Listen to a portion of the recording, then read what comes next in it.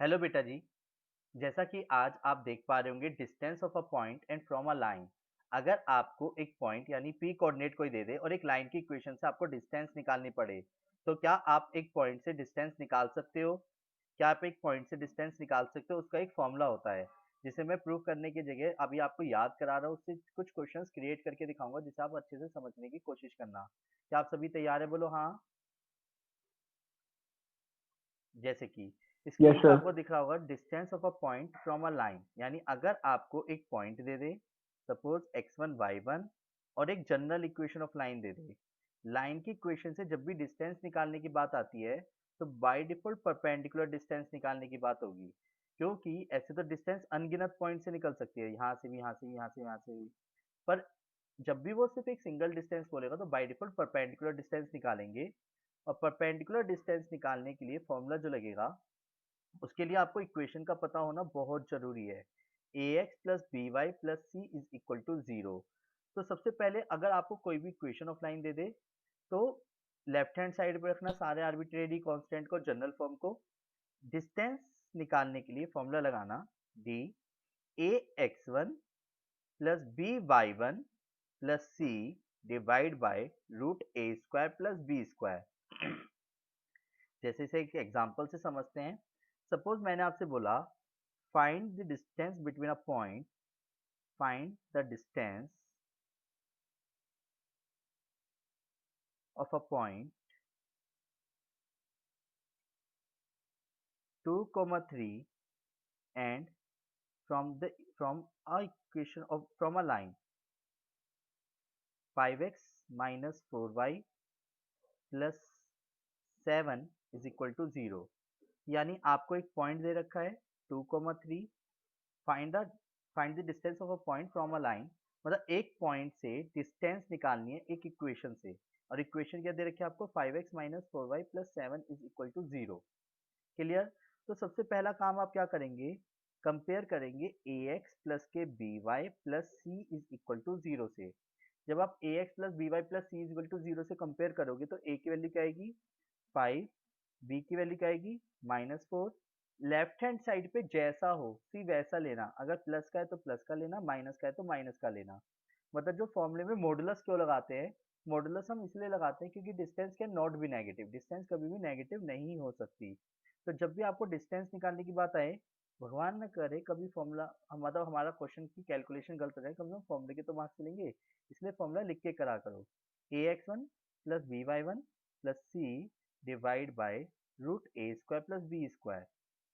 ए A क्या है question में? अगर आप नोटिस करो तो ए क्या है? ए क्या है? 5। 5। अब 5 की इंटू किस में होगी देखा जाए तो? 5 की इंटू किस में होगी? 2 में। प्लस बी क्या है? -4। -4 की इंटू किस में होगी? 3 से। 3 में।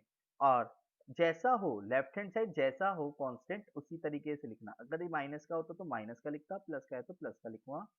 रूट ए स्क्वायर प्लस बी स्क्वायर, और ए और बी क्या है? 5 और -4, यानी 5 का स्क्वायर और क्या होगा?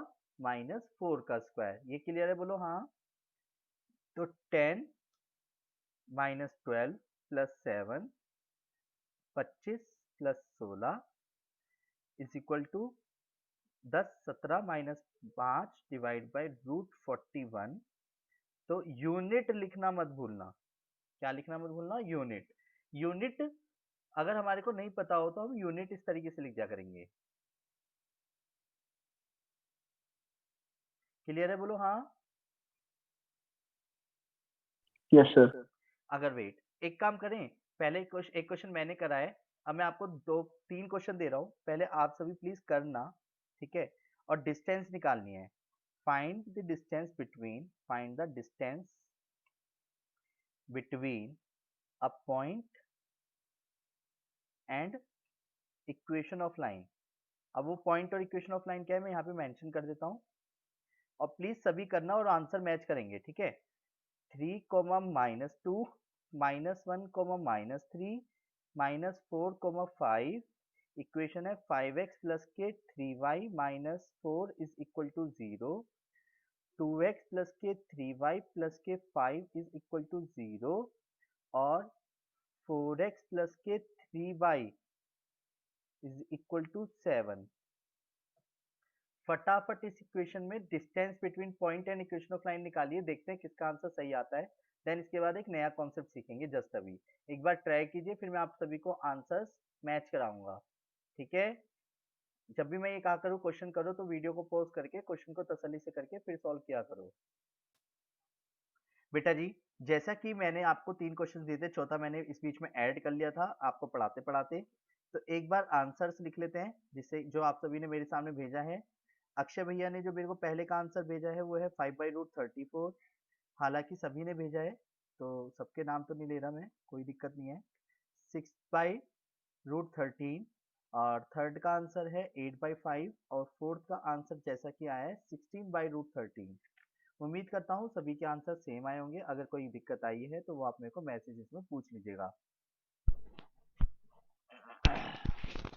ओके ओके ओके ओके, मेरी वॉइस थोड़ी स्लो आ रही है, ये कहना चाह रहे हैं आप? कोई दिक्कत नहीं है, पर अभी समझ आ रहा है? सर मैंने लास्ट वाला रॉन्ग है। कोई बात नहीं, लास्ट वाला कर लेना, मैं थोड़ा सा आगे बढ़ फोर्थ जाता वाला। हूँ। चलिए तो मैं लास्ट वाला करा देता हूँ, जरा ध्यान से सुनना, ठीक है। लास्ट वाला क्वेश्चन नोट कर लीजिए बस अब आप, ठीक है। नोट कर लिया? Yes sir. ठीक है। अब आती है बात कि अगर हमारे से किसी क्वेश्चन बोले distance between two parallel lines, distance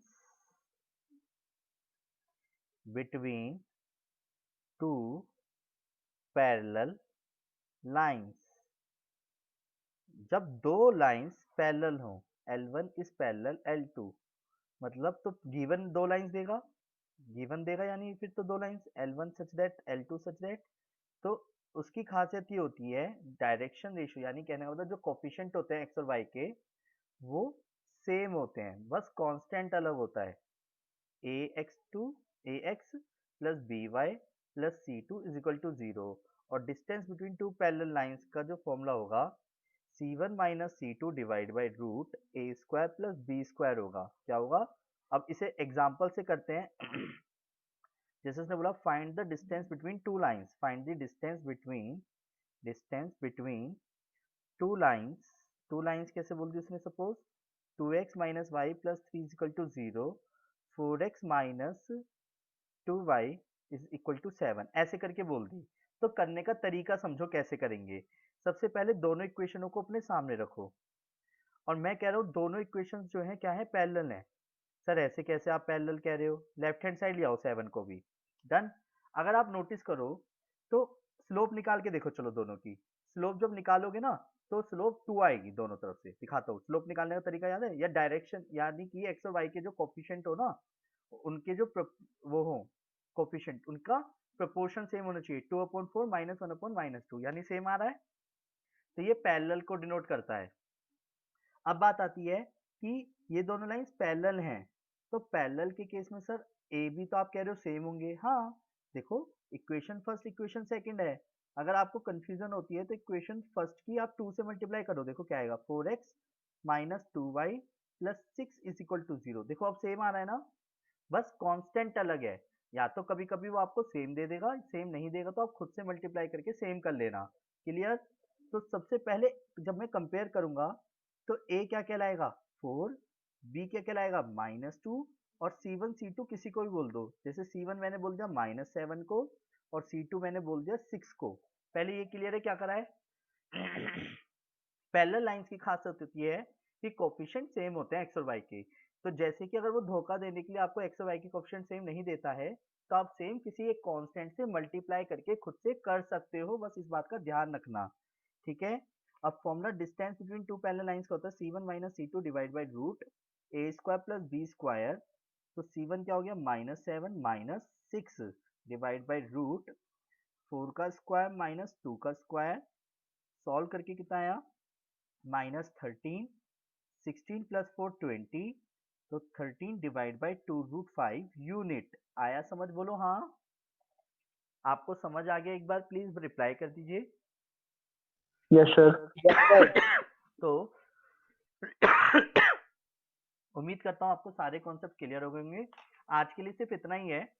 अब मेरी तरफ से समझना, अब जो भी क्वेश्चंस है ना वो कॉन्सेप्चुअली बेस्ड है, 10.3 आपको खुद से कंप्लीट करनी है। उसके अंदर बहुत सारी ऐसी बातें आएंगी जो कि डाउट्स भी बनेंगे और कॉन्सेप्ट्स भी समझेंगे हम उसमें। तो प्लीज पहले मैं उम्मीद करता हूँ कि आप 10.3 कंप्लीट करेंगे और उसके बाद हम अपनी क्लास को कंटिन्यू करेंगे। ठीक है, कल क्लास नहीं होगी, परसों भी क्लास नहीं होगी। Okay sir. ठीक है, जब भी क्लास होगी मैं आपको मैसेज कर दूंगा। ठीक है बेटा, टेक केयर बाय। इस बीच में 10.3 और मिसलेनियस ट्राई करने की कोशिश करना ज्यादा से ज्यादा। Take care bye, Radhe Radhe. Okay sir. Okay बेटा, हैप्पी दिवाली। हैप्पी आपको भी सर। ओके बेटा।